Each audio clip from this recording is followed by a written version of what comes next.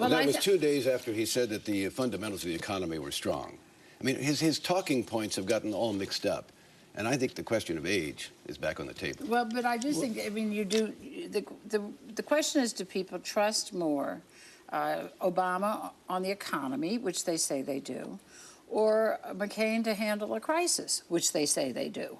I mean, and that's why it's close on this issue. Right. On our last ABC poll, he was up by 17 points, McCain was, on the question of which candidate do you trust more to handle an unexpected crisis. Except that you got to wonder, though, did the events of this week call that into question? Because I think Sam isolated the moment. That moment on Monday, Donna, where John McCain said the fundamentals of the economy are strong. He said it 16 times before. The Obama team clearly saw it as a breakthrough moment in the campaign, and the McCain team was reeling for the rest of the day, recovered by the end of the week. And, you know, John McCain is just unsure of his voice on the economy. He outsourced it so long to others that now that he must talk to the American people in a coherent fashion, he's just, he doesn't get it. And, you know, what's amazing is that after calling for the firing of Chris Cox, he criticized Wall Street, and, you know, and then he called himself, you know, a champion of regulation when he's one of the people that allowed the cops to sort of get off the beat and regulate in these industries. So I think McCain has to find his voice. Meanwhile,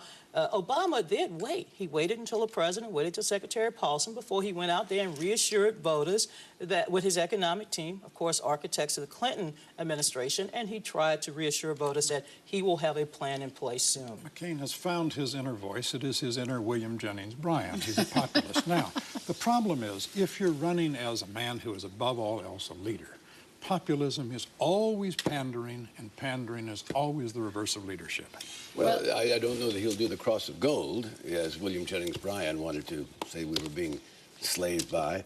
But I do agree that when I say age, I don't know the difference between finding your talking points and not delivering the right ones. We've seen him do this frequently, but this last week was the worst.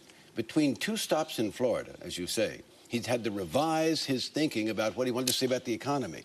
Wanted to feel the pain suddenly rather than say everything's really all right. Isn't this a question of the advisors, even though the ads are ridiculous, the advisors, it is a really stark contrast. I mean, the Obama advisors, with looking at Bob Rubin and Warren Buffett and Paul Volcker in there, you know, you do feel a sense of security there. And Obama clearly sensed that, and that's why he had the meeting basically happen in public. And I think he's also helped, George, simply by the fact that the race gets back to fundamental issues. The economy, the course of the country. When it was on personalities coming out of the Republican convention, Sarah Palin, he was hurting. When the race shifts, he does better. As we said last week, every day spent talking about Sarah Palin or anything but the economy is a win for McCain. Yes, but the McCain ads are going to continue to try to make the race something about personality and something about fear from the standpoint of, can you really trust this guy, Senator Obama?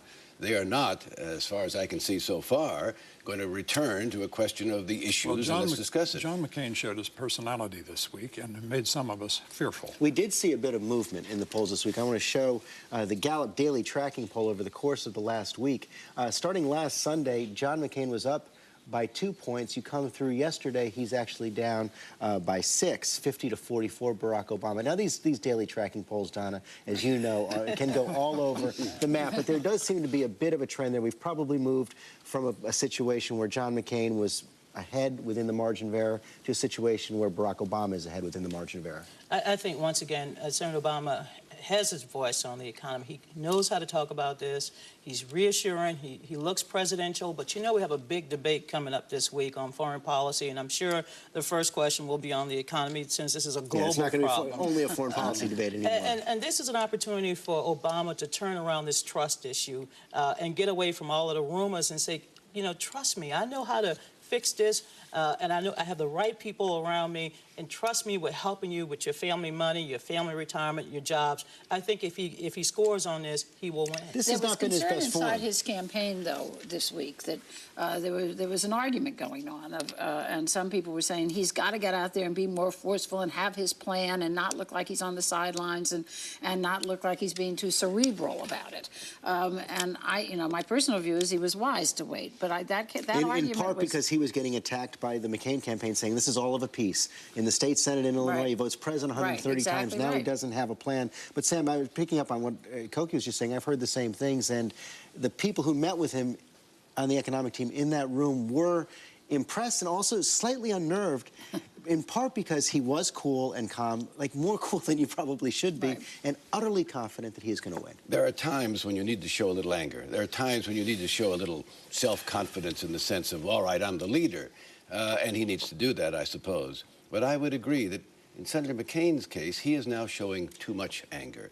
He's the angry man this last week. Fire this guy, these infectious greed people, we're going to destroy them. And he needs to be a little calmer. But I got to tell you something. One thing in this debate coming up, the Obama people hope Senator McCain blows his top.